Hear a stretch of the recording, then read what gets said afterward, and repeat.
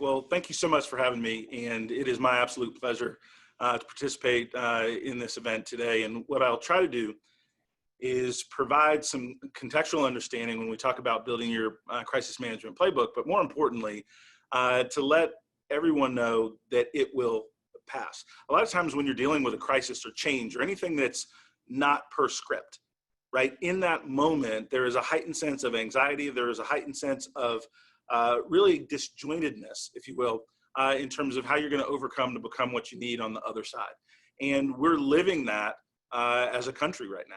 And so whether it is in our role as HR, is in our role as parents, our role as citizens in the United States of America, right? We've got a lot that's popping. And so before I get into that, I want to make sure that we talk as friends. And so I'm going to tell you guys a couple of things about me that wouldn't necessarily jump off the LinkedIn page, but it'll allow me to relax a little bit and make sure we're talking as if we were over that real cup of coffee, even though things are going to be virtual for a little while. I started my career in sales selling Jolly Ranchers. And I'll tell a really super quick story there, but and I won't even go into a lot of detail. I sold enough Jolly Ranchers that I actually got threatened to be suspended from school.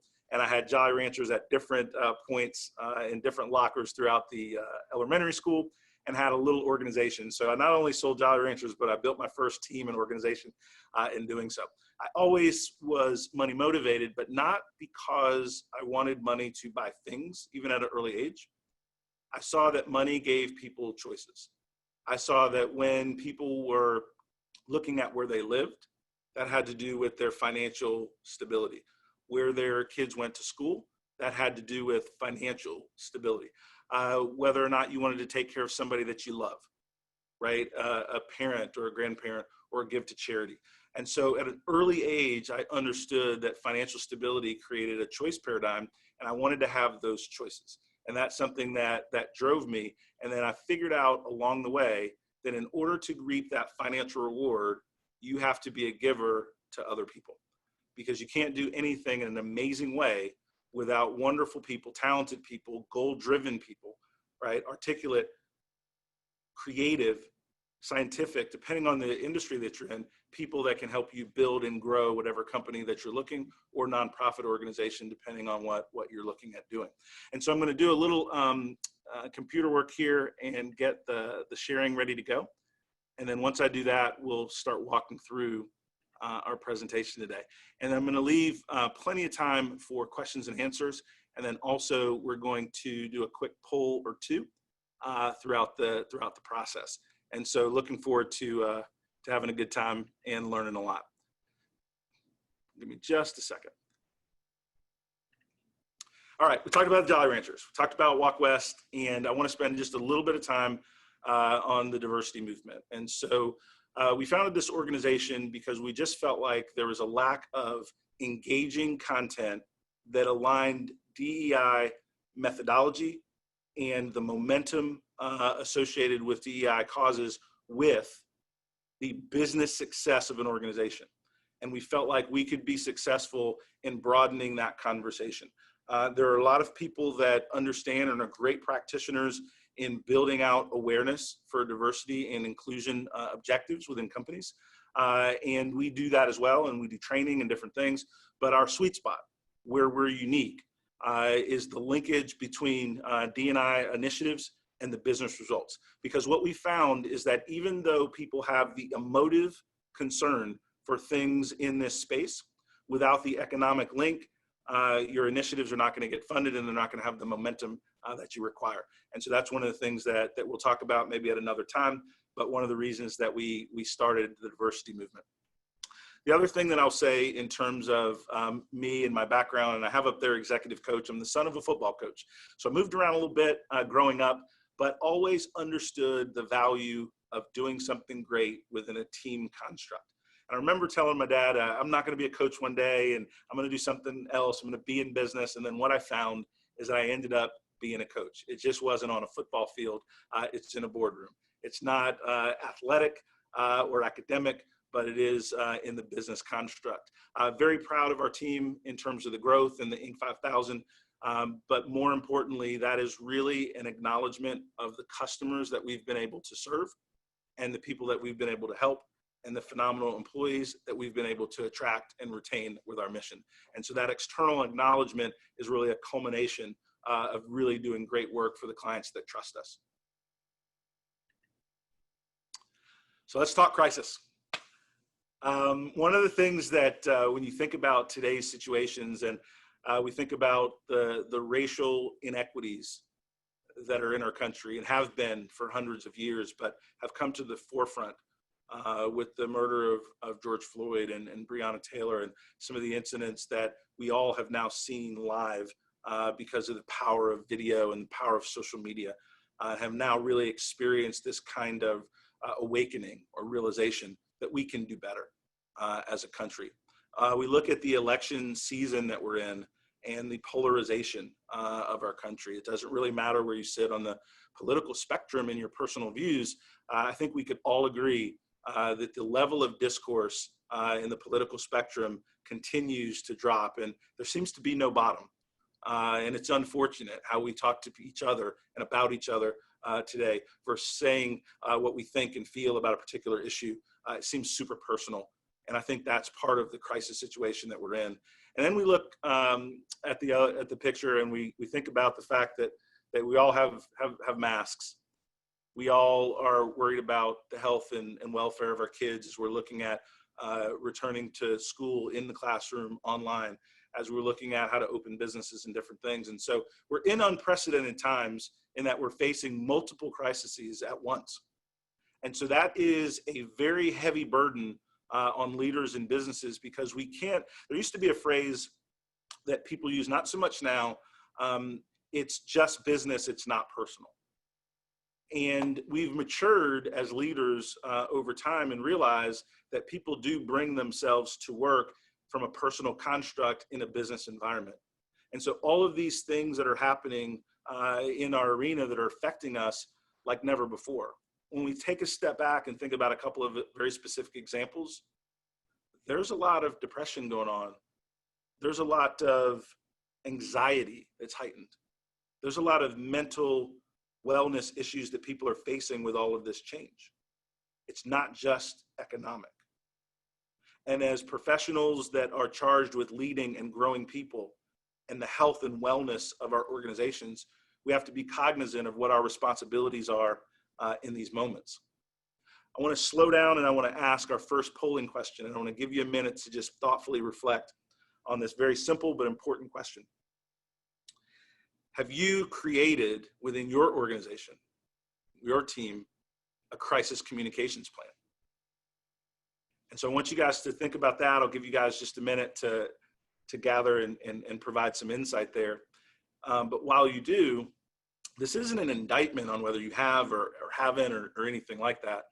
It's more a thought process and a mindset that we're dealing with a lot that's going on today, but it won't be the last crisis. So if we think about how our organizations are handling kind of this current state, what can we do different to prepare ourselves, right, as we evolve in kind of this chaotic moment in time, which unfortunately is going to last for the next couple of years or two. And so when we look at the results of the poll, we have 37% that say yes, they have a crisis communication plan, and we applaud you. We think that this is a great session for you to think about it differently, maybe tweak it a little bit, but it's good that you have a baseline, right? And then there's 63% of us that don't have a formal plan. And so I want to encourage you, right, to take that next step with your organization and lead the charge in building that out and developing it. One of the things that, you know, when you think about planning and how do you deal and move forward, I've got a little head right there. One of the things that you want to think about is how do you contextualize where you are in this moment? And then how does it change your goals as HR of mine, and we were talking, and I said, Joanne, how are you doing today? And she said, I'm doing okay. And my response is, sometimes okay is a win. because we've got so many different things that are happening. So the mindset in this moment, personally, organizationally, is survive the moment. And what are some of the things that you can do when situations are hitting personally, professionally? Number one, let's talk about the business, right? In crafting that crisis statement. So a lot of organizations during the very recent aftermath of George Floyd's murder were making a business decision whether they stay silent, whether they make some sort of pledge, whether their CEO does a video, whether they do a PR statement that talks about their organization's stance on racial inequity. What is the value contribution of your organization to our greater society? And is the business just there to create a profit for shareholders, or is there a social good component that aligns with the financial component of the business? So step one is, if you're going to say something, how do you craft that statement? The second thing is transparency in terms of how do you communicate within your organization where you really are in a specific moment. And so let me give you a couple of examples in using current events to kind of lead the way. A lot of times crafting the appropriate statement, you need to go outside of the current loop of people that you traditionally work with. Because a lot of times in terms of diversity and inclusion, for example, when we're using something about racial equity, there may not be a lot of people in the room that have experienced the situation that the company is going to speak on. That's what it is. That's okay. For the moment, it is what it is, so to speak. But don't allow that to create a myopic group, a very focused group, without reaching into your organization and testing that message with people that are African American in your organization. With hiring or working with a third party that has a multicultural marketing sense, that not write your statement, not charge you tens of thousands of dollars, but simply review a one-page PR, press release, or statement that you're going to put on your website. I had a client of mine that was doing some work in this space, and unfortunately, they didn't have us review a couple of things. So I had to work the weekend with their crisis management team, putting out fires with thousands of negative comments on their social. We felt like we could have saved them some angst, anxiety, and some bad press if they just reached out to somebody that could help review what they're doing. When you're looking at building out your playbook and building out your mindset in terms of the survival mode that we all can face, a lot of times that will equate itself to very tough decisions within your organization. Unfortunately, when you're in the midst of a recession, when you're in the midst of economic uncertainty, there's oftentimes layoffs are one of the outcomes, job transitions and role changes. The thing that I try to encourage people to do is when you have to make tough decisions, make those decisions with grace. The longer you draw out decisions, the more anxiety hits people that even are unaffected. And it's almost like this. There's people that may have to transition outside of the organization to find their next opportunity, but you also have the anxiety, the fear, the uncertainty and doubt with the people that stay and the additional workload that they have to bear in order to meet the corporate goals. Because usually boards of directors and C-suite leaders don't lower the standard of expectation even though 10% of the workforce has been displaced. You'll hear the term all the time, do more with less. And it's easy to say, and as an immature leader, not understanding the impact that has on the people that are still a part of the team. Communication with stakeholders is really critical. When I'm doing something new, doing something for the first time, or doing something where sensitivity is critical, I like to talk to a handful of trusted advisors before I make those statements from different parts of constituencies, whether it's shareholders in the organization, whether it's key employees that we have a great relationship and rapport, and whether it's a couple of outside executives or professionals that I can get and use as a sounding board. The final thing in surviving these moments is marketing and messaging always matters. And you want to make sure that when you are putting out a PR statement, that your current content on your website, on your social, doesn't do anything to detract from that moment. and in fact align with the messaging that you're trying to communicate.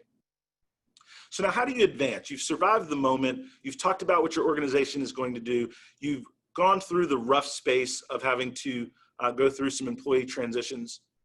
How do you advance towards solutions? How do you think and push forward on the future? One of the things that people want to know, let's say, for example, you're going through layoffs and that's the crisis.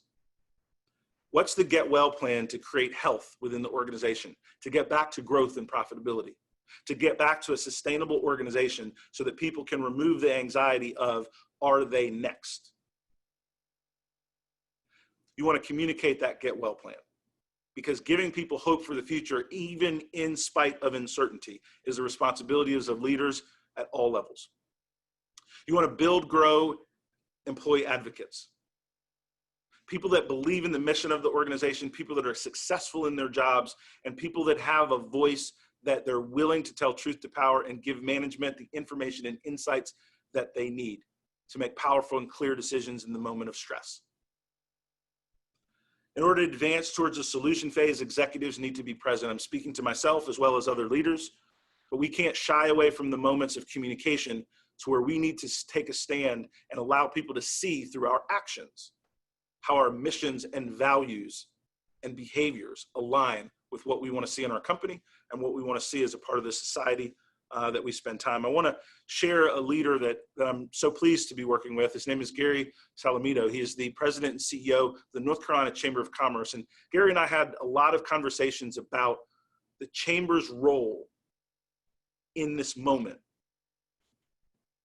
And we talked about the right way to do that, to have a language of communication that brings people to us, not creates further divide. And so one of the things that Gary did as a leader is he asked me a very simple but powerful question.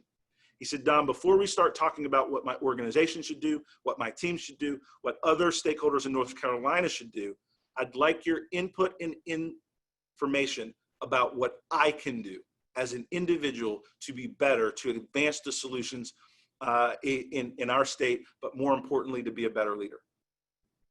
And so when we're dealing with moments of stress, moments of duress, one of the things that's very clear and easy is to ask and point a finger at what someone else should do in that moment versus what we should do and become and what we should learn and how we can be helpful. Client communication is critical. If I'm a client of your company and I see that you've laid off 15% of your workforce, I want to know how the business is. I want to know how that's going to affect me. Whether it is email, newsletter, one-on-one conversations with executives or salespeople with your clients, it is very, very important that you have a deliberate client communication strategy, both on things that are happening to your company, but also to get client feedback on macro events that are shaping the environment that we all live and work. I was talking with a CEO and they were trying to determine whether they truly were ready to lean into diversity and inclusion. And one of the things that moved them over to the side of movement versus silence was they got calls from key customers asking them why they had not made a statement. Because those customers wanted to know that they were in business with a company that cared as much as the commercial value that they deliver. And then I also advocate a very powerful data-driven feedback. It's very easy to get focused on the emotions of the moment because things are so intense these days in all the different arenas that we talked about. But data really helps guide. What are some of the things you're hearing in some of the employee forums that you have? If you've done listening tours to get employee feedback on some of the different environments that we're all working in, that data will help guide us in terms of what we should really be providing, right, to our stakeholders at every level. And so in summary for this slide, when you're hit with crisis, survival mode is real. You've got to survive the moment so that you can think about how advancing the solution. And having that crisis playbook, and one of the things that we'll do is we have a little guide that Sharon and Melanie Sanders, Sharon Delaney McLeod and Melanie Sanders put together that will give you a primer, if you will, of some of the things that we think are very important in building that crisis communication plan. It's not that you have the perfect plan. It's that you develop something that you can fall back on, because everybody gets a little skittish in the moments of anxiety. So having a plan that you can rehearse, having a plan that you can prepare your team, allows you to be that excellent leader in the moment. And then you can be a calming force in the room when others are losing their mind a little bit, losing their space. The next thing that I want to share with you all is, how do you move on from just that initial crisis statement? And it does come back to providing and offering what those next steps are for you and your organization. People really don't expect leaders to have all the answers. So it's okay to talk about you and your organization, what you're seeking to learn. I talk a lot about diversity and inclusion because that's a space I'm spending a lot of time in. So it's a very contextually rich example for me personally right now, because it's a lot of the dialogue we're having. But there's not an expectation from people within your company that you solve the D&I problem tomorrow. What people want to know is where you stand, what you're learning, what you're researching, and what are the immediate steps. Maybe it's a listening tour, maybe it's bringing in a speaker. Maybe it's your executive team that is going to some virtual training so that they can lead better in this moment. It's not necessarily the specific action step, but how you offer those steps, how you communicate those steps. And here's a big thing when you're looking at any type of crisis communication component: how well do you listen? And how much do you follow through on the information you gained from the listening? Certainly people want action. Certainly people want to see results. That goes without saying. But it's very, very important to realize that there's not an unrealistic expectation on HR professionals and leaders. But people do want to be updated on progress. They want to know how we're doing. And they also respect you quite a bit if you get outside help if you need it. When an organization doesn't quite know how to deal with a crisis in the moment, one of the great next steps is to reach out to professionals that have been there, done that, and that can help you craft a plan and a way forward in a way that aligns with your corporate vision and your values, but at the same time brings new insights to the table with confidence and clarity, so that you can learn while you're making the changes that you need to for your organization. There's a lot of different ways that you can do it. A lot of times when you're thinking about crisis support and PR and different things, people have in their mind a $10,000, $20,000, $30,000 retainer. Our company couldn't afford this. The way I like to think about it is, you can't afford not to have expert help on the ready. But that doesn't mean it has to be out of bounds financially.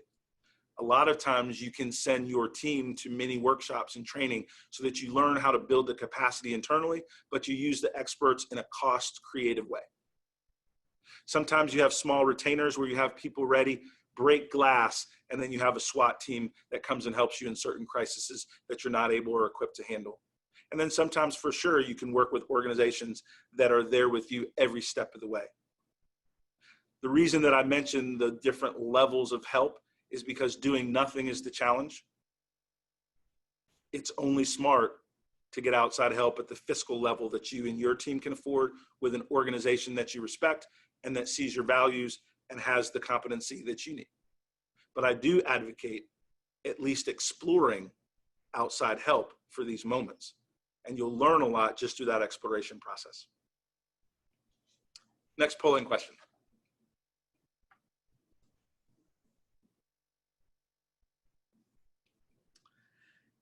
Is your business prepared to handle a crisis situation? Yes, no, currently working on a plan.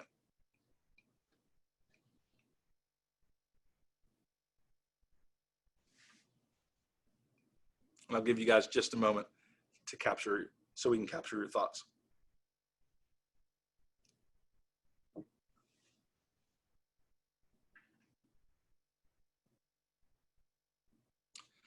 So I'm glad that in this question, our team gave you a couple of different options, because the currently working on a plan, right? You're in motion.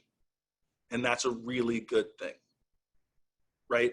It's really that, that process of beginning, right? It's not a function of, are you perfectly ready for anything that would hit, right? Our organization, our company, I'll use Walk West as an example. There's no way I could describe us as perfectly ready for a pandemic that hit our business and lost, and I don't mind saying this because it's happened to a lot of companies, 25 to 30% revenue hit off top.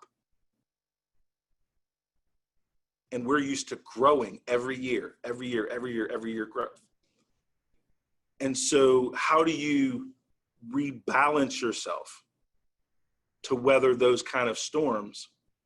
Here's one of the things that we've always done within our organization. Number one is we're pretty fiscally conservative. We pay fairly, but we don't overpay for any role, so that if something hits us, we don't have to allergically overreact to it. We can try to weather most storms with our team. And I'm really proud of that. I'm really proud of the fact that we haven't had financially driven layoffs even through this really, really tough time. Has it been super easy? No, but we've been able to weather it together. Another thing in terms of preparedness for newness is we do have our eye on growth all the time. And so we have dynamically adjusted the way that we work with our clients, some of our pricing models, some of the ways that we partner with our clients that maybe they have less to spend. How do we get them more value for what they can spend so they stay with us, even if it's at a reduced rate? And then we want to create massive value creation for the people that work with us. And those have been the couple of pillars that we've instituted so that we could survive this moment and then really start building our plans for a brighter future in 2021. And I couldn't be more proud of our organization for not only keeping future focused, but as we look internally, just the care and thoughtfulness of how people are looking out for their teammates, the seamless transition to the mobile work, and the understanding from our leadership that yes, we will re-enter the workplace, but if anyone doesn't feel comfortable, they come back in the office when they're ready. If any one of our teammates have childcare issues they're working through, they deal with those things first and they re-enter when they're ready, when their family is ready. And so we outlined some of those things to our team that has allowed us to survive the moment and now start searching for those creative ways that we can advance. One of the things that is really important in any relationship, and crisis management is really tied to relationships with your shareholders, your employees, with your management, it's a relationship with your clients. And so anytime something is unstable in a relationship, acknowledgement is really important. The biggest thing that you can do to hurt somebody's feelings, to make them feel less than, to make them feel unimportant, is to hear a problem they're having and try to minimize it or excuse it away and not acknowledge the pain that they feel. It doesn't mean you have all the answers. It doesn't mean you're to blame for any of it. It means that that acknowledgement at a corporate level, that acknowledgement that the people that are still within the corporation, that are still gainfully employed, will also have anxiety, even though the changes didn't materially affect them right at that moment, creates an opportunity for openness. That acknowledgement gives you as a leadership, you as an HR professional, the ability to continue a dialogue where people are sharing more, not keeping everything inside, and you can't help people or solve problems that are unseen or hidden. So the first thing is acknowledgement. The second piece is ownership of the issue. Now, is it my fault as a CEO that we have a global pandemic? No, that's not what I'm saying. But it is my responsibility. It is your responsibility as an HR leader. It is your CEO's responsibility to own how the issue is impacting your organization, to be front and center with the communication about how the organization is going to deal with that impact, and to be as transparent and consistent with communication about that issue as you can. So owning the issue doesn't mean accepting blame for something that might not have been your responsibility or your fault. It means dealing in the reality of the moment and the true impact it may or may not have with your organization, and being forthright and open with that communication. And then that commitment to change. There's one thing to acknowledge. There's one thing to be vocal about owning an issue. And then there's another thing which I like to call scoreboard. What do you actually do? What do you actually demonstrate and deliver that is meaningful, that is measurable, that people can see, understand, and feel in terms of changing in any given moment in particular? And how are you documenting that change so that we all learn from it, so that as things hit us in the future, we're better prepared? As we think about the relationship, and I'm on boards of probably 6 different business organizations, some nonprofit boards, and have run and been a part of a lot of different companies. In the best situations, the HR teams truly lived that business partner mantra. And in order to be a true business partner in that moment of crisis, the HR professional needs to each and every day really understand what the financial levers of the company are, what the mindset and temperament of the executive and the leadership team, and what resources are available to help their team through any moment of crisis. It's that preparedness. If you're my true HR partner and I'm CEO, I'm typically not thinking about crisis management on a daily basis, because I've been hired to run a business to grow, to take the hill, to move the company forward, to innovate, to create new products, all of those things. When I think about risk mitigation, I think about compliance, I think about finance. But somewhere between growth and risk and compliance, which are the 2 traditional ways that C-suite leaders think, there is these unknown things that can hit you and your company that can have an impact on what we're all doing and whether or not we can survive and advance the moment towards a brighter day. And I think HR professionals have an opportunity both in this current moment, but also in that planning and best practice development. And here's what's really important: in learning how to run simulations, fire drills, if you will, so that we can practice. Because most of the time you can decrease the anxiety in moments of high stress to the degree that your game plan is documented and rehearsed. Documented and rehearsed. I take a step back and think about, I was watching on Disney Plus, and they had the performance Hamilton. And if you've not seen the play, I would recommend that you watch it. It was historical in terms of context. It was super fun. The music was great. And it is literally hard for me to watch anything for 3 hours and sit still. But I did in that moment, and I was glad I did. The point, however, is this. Think about the amount of rehearsal to put something on Broadway and be excellent in every moment through a cast and crew of hundreds, and something that now is broadcast globally. I think about setting up for this moment with you all today. I have the easy job. I get to talk about things that I'm living, that I'm working through. But Jarvis and Mel here hours before the broadcast kicked off, checking equipment, checking lighting, working with the various SHRM teams, working on the run of show. Sharon prepping notes, because it's always best practice for me when you're doing something and you believe in the audience you're trying to give, get expert guidance. Sharon is an Emmy Award winner. She has done a TED Talk, not me. I always check with her first before I do any kind of speaking engagement and make sure I get a few pointers, a few tips, a few things that I just want to make sure that I hit the mark just right.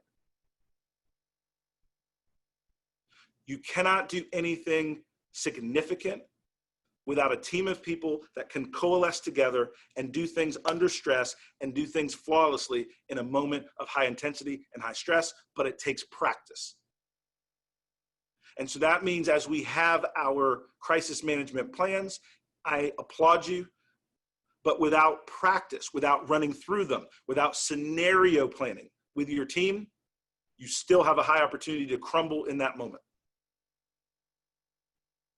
And that's not what we want. What we want is to create the foundation through building those playbooks, through looking at the primer that we're gonna have available for download after this meeting. Use that as a way to get your mental model around crisis management. And then look at the action steps that you can take. Look at the folks in town that can help you, whether it's individual proprietors, whether it is folks like Walk West, whether it is firms that are larger, depending on if you're a public company. None of that matters. I'll be proud of you. I'll be excited for you if you take this information and build out your plans and then test those plans internally so that you're ready. And you talk through these different scenarios with your leadership so that you help them be prepared and ready. One of the things that I'll give, and this is just free advice, you got to watch out for that, but I think it's really important as we look at careers. And I think there was a session that you guys are having on members in transition, and would love to chat with that group a little bit, because I have a lot of opinions on how to transition your career and how to set yourself up for that next opportunity. But anyway, the reason that resonated with me is that transition of any type is like a mini crisis. And I'm not advocating that you change jobs now or different things. I advocate that you position yourselves to be ready in case. Two things that I think will help people set apart. Number one, building out the crisis management plan, programming, and preparedness for your organization is going to resonate powerfully inside your company, or if you're talking to somebody outside your company. Because it's a skill that you can develop on your own and then work with others to develop in readiness with your organization, but it is a skill set that you retain. So I think it's very, very smart. It's good for your company. I think it's good for you as an individual. And then the second thing is your diversity and inclusion readiness. As I'm talking to more folks in the C-suite of all different sizes of companies, billion-dollar companies, startup.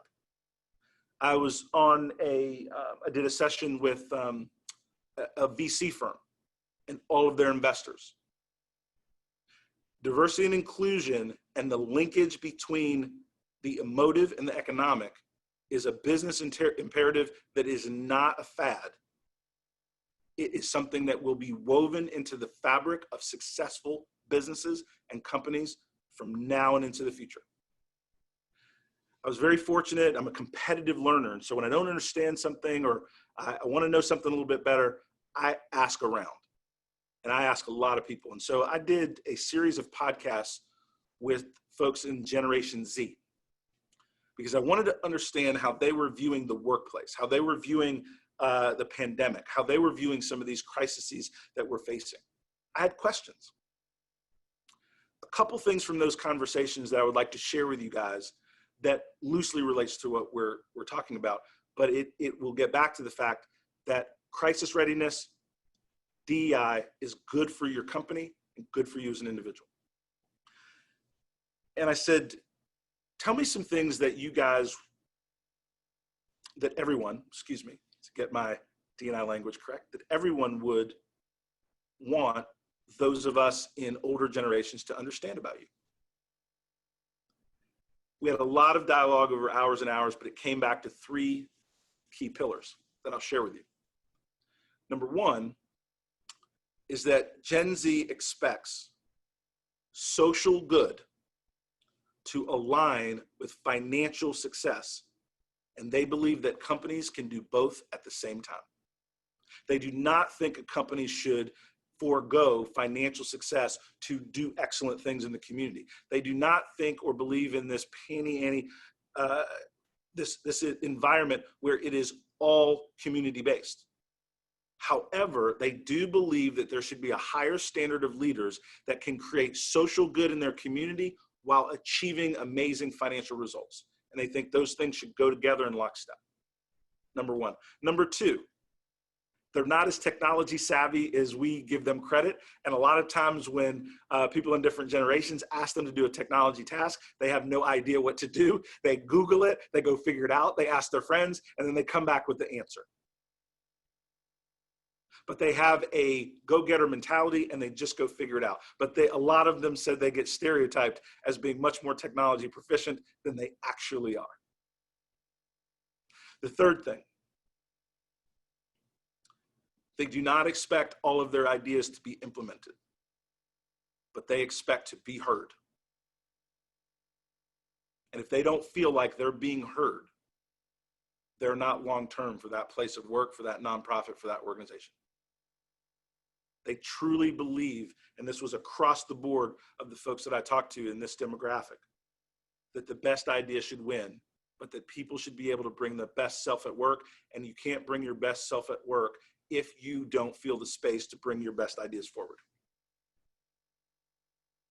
And so when we take a step back and we're thinking about how do we deal with crisis, acknowledgement, ownership of the issue, and true commitment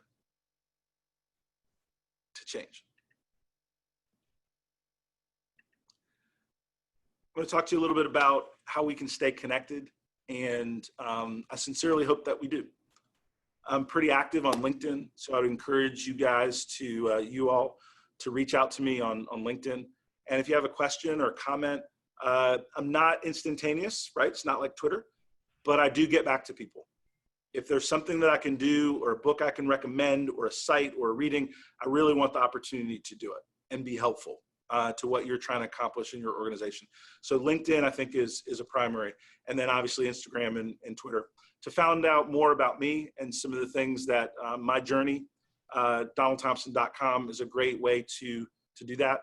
And then we've just launched a handful of micro-learning videos on some of the very topics that we talked about, as well as some of the DEI content. And so with that, I'm going to turn it back over to Josh, and he's going to guide us in the Q&A. And I'm going to actually take us off the shared, and then we'll kind of finish things up together. And thank you guys for your time and attention. I really appreciate it. Awesome. Thank you, Donald. If you do have a question, use the Q&A feature or the chat function, and I'd be happy to read those out loud to Donald. I just wanted to say thank you for your time, your insight, for Walk West for sponsoring and partnering on this. When we chose this topic, a lot of people don't know, we actually chose it in November of 2019 and had absolutely no clue that we would be sitting in the current situation that we are with all of the different things that we're dealing with. So very appreciative that you were able to step in and help guide us today. Did have a couple questions come in already. One was, how would you recommend HR leaders engage members of the C-suite that don't appear to understand how unprepared the organization is to address a crisis? So one of the things in terms of, and this isn't it's a personal plug, but it'll go with the question.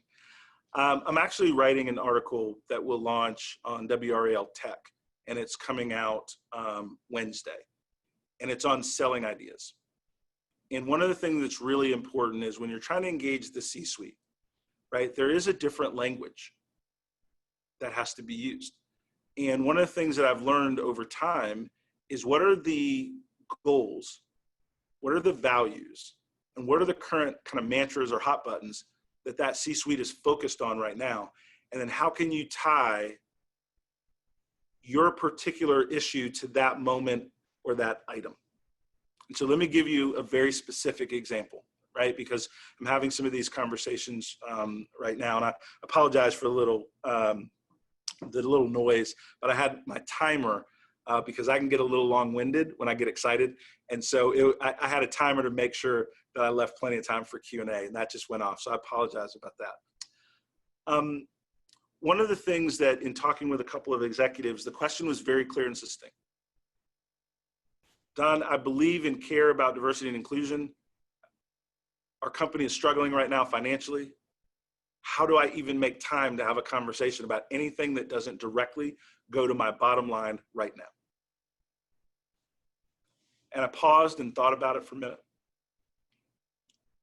And I said, do you think you're going to be the leader of this business in the next 12 months? He was like, well, yeah. I was like, okay, well then you don't think it's that bad. I was like, and we got into the thing. I said, so what you're telling me is, as a C-suite, which is different than my experience, we can only deal with one thing at one time. He was like, well, no, that's not what I was saying. I was like, okay, maybe I misunderstood. I said, let's think about it like this. Let's not think about solving diversity and inclusion. Let's think about readiness to create a better environment for your employees to be more productive. Because isn't leadership development one of your goals? It's like, absolutely. Don't you want your employees to be more innovative and lean in this moment? Absolutely. So then it would make sense to tie some of your programming to that employee health, and us ignoring the fact that we're in this moment to where racial equity is a topic of conversation doesn't mean it's not happening. It just means it's not happening with your leadership involved. So you're actually losing credibility, not gaining commitment from your team. And I don't want that to happen to you or to us. So I had to create an environment with this individual, and I appreciated the directness of his doubt. I created the directness of the question because it allowed us to get into the risk in the organization for doing nothing and the risk of allowing something to happen kind of by happenstance versus it being a led programming effort to where the organization was leaning in and working with employees. And then the follow-up question was, well, Don, I don't have budget for that. I was like, well, this can't be the first time you've had to solve a problem with no budget. Well, yeah, right. Like me, like I'm not into, I'm all about how do we develop our best selves? I'm all about how do we win independent of the circumstance. I'm just terrible at taking excuses. I'm just terrible at it. And so he was like, well, I don't have budget for this.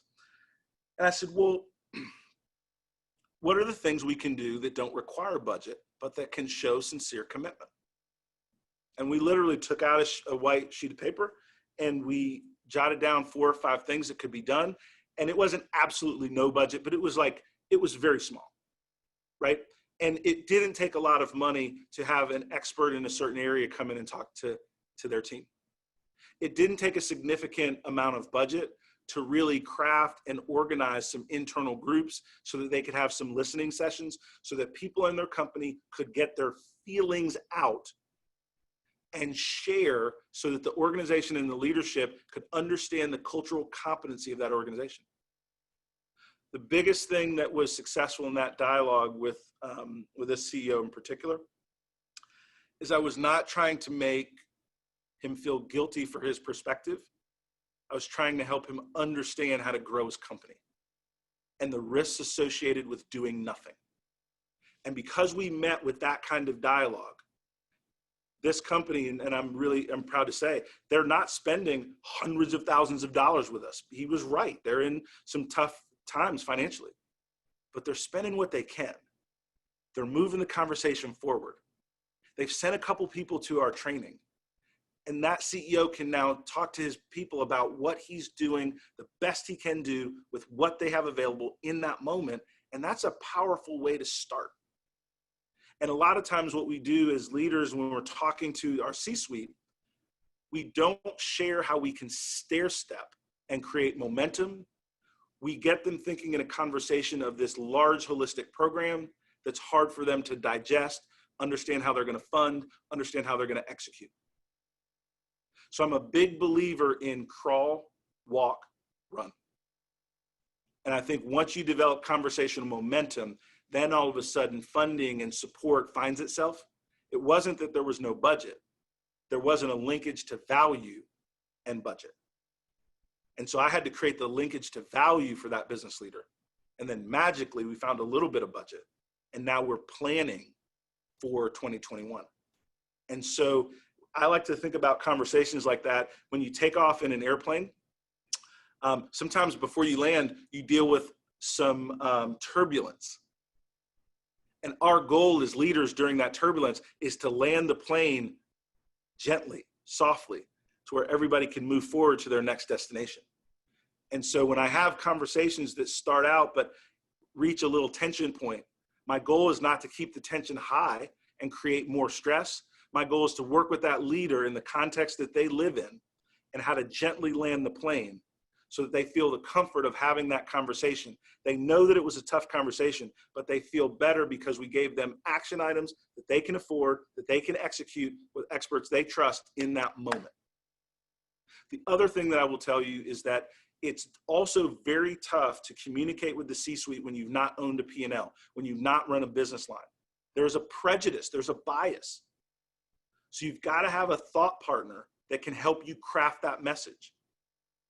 That's one of the biggest values that our relationship can develop, right? Because you could send me a LinkedIn, tell me the scenario, and I'm not going to send you a bill. I'll give you a couple thoughts.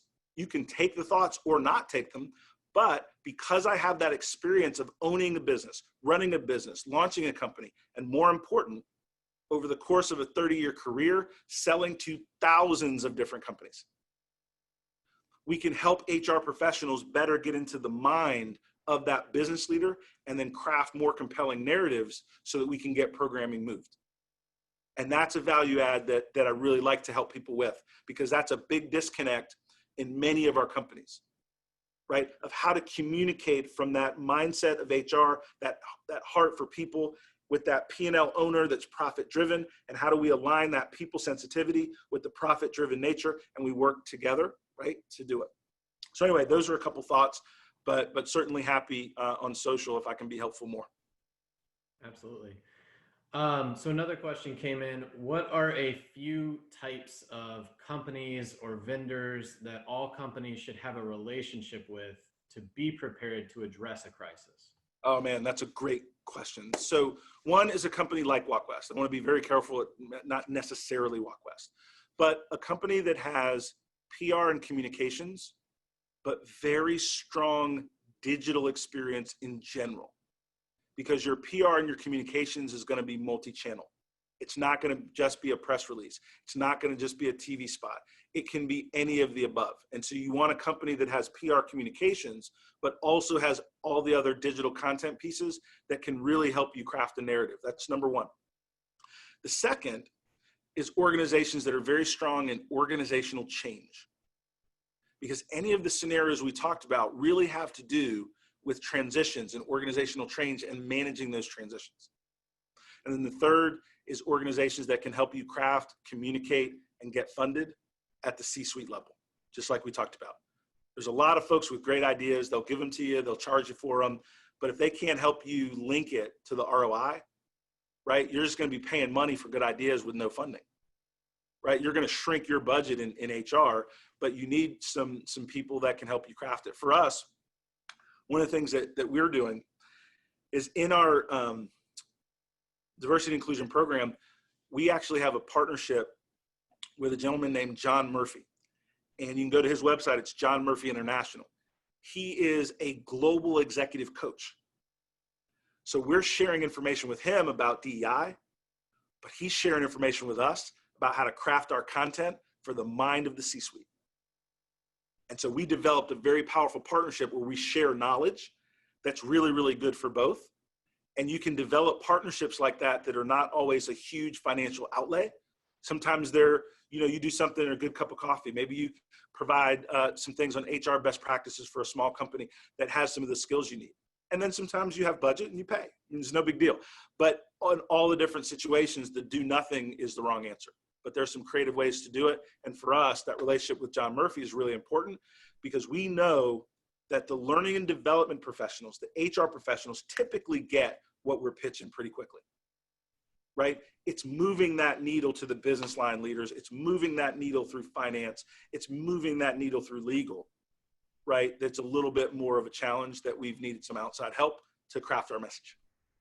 So John Murphy actually led one of our master's series programs last year. So Oh, awesome. He's chapter amazing. is Awesome. familiar, and we're I'm a big hoping to fan. get him back for 2021. Yeah, big fan. On that same line, though, and one of the things that your company has created is the diversity movement. What resources are available out there, like the diversity movement, but whether it be for the topic of diversity and inclusion or another crisis type of topic, what type of resources are you all seeing out there? Do you look to? Yeah, so what I would say is, you know, in this case, because it's our business, I don't know a lot of other crisis management resources. So I'll be honest with you on that. But what I can tell you is that, and it's not from a competitive reason, it's because we bring in the talent to develop it. What I will say is that the primer that we developed for you guys is a good place to start. The other thing that I will tell you is on the diversitymovement.com site, there are a lot of free resources that when you're looking at organizational change, when you're looking at diversity and inclusion, things of that nature, there's a bunch of free resources we have out there, right? And I like to put people in touch with things that they can get for free first so that they get smart on the subject matter and they really know what to ask for from us or another vendor or another partner. The other thing that I would tell you is that other PR communication firms will do that also, right? So in terms of the crisis management piece, even though I don't have that top of mind, there's a lot of good firms that will have primers, ways to get to know, case studies, things of that nature. And then the other thing that's super simple is that Google machine, right? Harvard Business Review is a place that I go for a lot of kind of deep thinking content. And when you just Google crisis management, Harvard Business Review, there's a lot of very powerful researched content. And so those are a couple things that I would encourage people to do to just kind of get your mind around the different topics.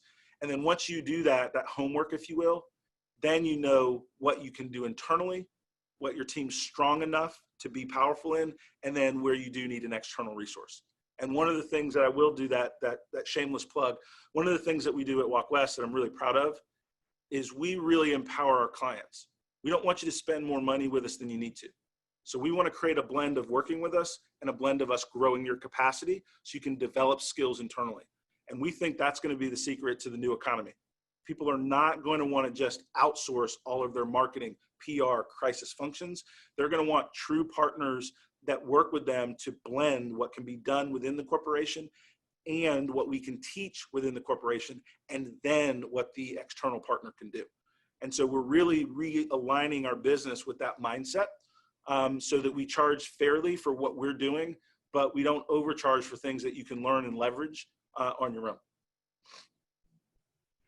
Thank you. We have time for a couple more questions if you can keep firing away for us. Yeah, sure. I'm here for you. I'm having a good time. All right. So one of the questions that was asked were what thoughts you had for addressing a crisis that started by external factors, like a lot of the ones we've seen lately, versus an internal issue, like an employee that doesn't make it in the news. You know, so two different types of crisis. You've got an internal one and external one.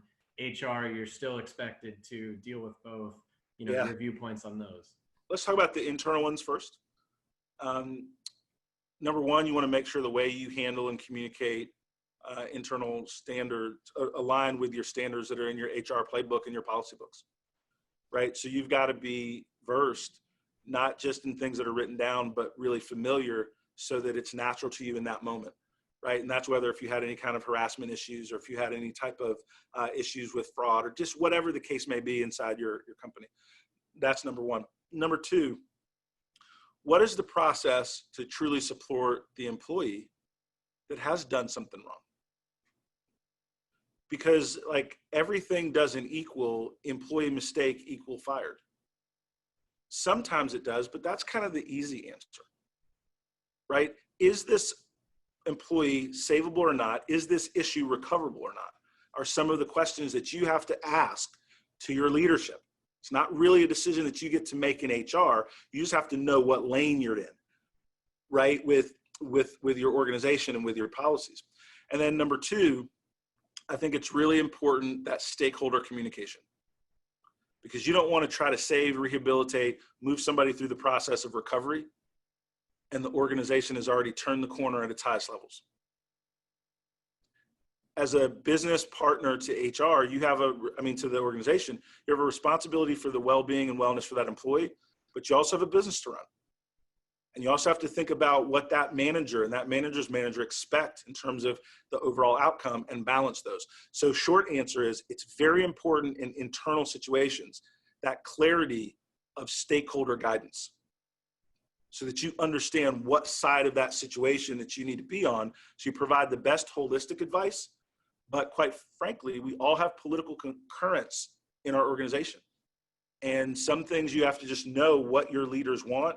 And unfortunately, you have to roll with what that leader wants, independent of your personal viewpoint. And then sometimes the leader will be unsure and they'll ask. And you want to be strong enough to where you can balance opposing points of view. And then over time, that leader will tell you they'll ask what you think. Your initial feedback to leadership is not what you think, but what options are available. It's very important to me as a leader, when I'm getting advice, that I'm not getting unsolicited personal perspective. I want to know what my business options are given the situation. I want to know things you've seen in the past in terms of outcomes given the situation. And then as I digest those options, I typically will come back. If you were in my situation, what do you think you would do? But I typically don't want that first. Typically, I want options, perspectives. Who have you talked to? What is validated information that we can say is truth? And what is hearsay information that is subject to interpretation? I know as a leader that I have to make decisions in gray. I just want to know what's factual and what's gray. I want to know that you know the difference between those two things. And that's really important in internal situations, because a lot of times you're dealing with half facts, half truths, and innuendo. It's not usually cut and dry, right? Johnny stole $5,000 using the corporate credit card to go on a trip with girlfriend. Johnny gets fired. It's usually not that simple, that egregious, that clear cut, right? It's usually a lot of different people's interpretation of something that happened, right? And it's really important to get the difference between factual and gray area and share that externally, that we're not anything to do with the corporation. Listen more than you speak. It's the biggest advice that I can give. New information comes out all the time with macro issues. A lot of times the first thing that people are up in arms about, 2 or 3 days later, more information could come out. And you want to make sure that you're leading your organization to be empathetic with what you hear at first blush. But most things are not like George Floyd's murder, that 8 minutes and 46 seconds was filmed on video, that the world could see how egregious that was. Most things that happen, even at a macroeconomic level, have a lot of different layers to it. And so you've got to protect the organization to make the right statement at the right time with the right tone. And often that takes a little bit to digest that information. And so I do think listening and observation first on the external, so that you can speak with a higher degree of accuracy, and not so much accuracy in terms of 2 + 2 = 4, but accuracy in terms of the right tone and temperament and empathy towards that given situation. And sometimes the right thing to do in answering external questions is we're going to take a moment as an organization to digest what's happening. Over the next week, we're going to come out with something more formal that represents our stance. There's nothing wrong with taking a step back from something, and that's your initial communication. I just have a strong opinion that saying nothing sometimes means you're trying to avoid that something's really happening that matters to your employees and your stakeholders. Fantastic. A good way to wrap up. So again, I really, really appreciate your time, your insights. Thanks for having me. Partnership with Walk West.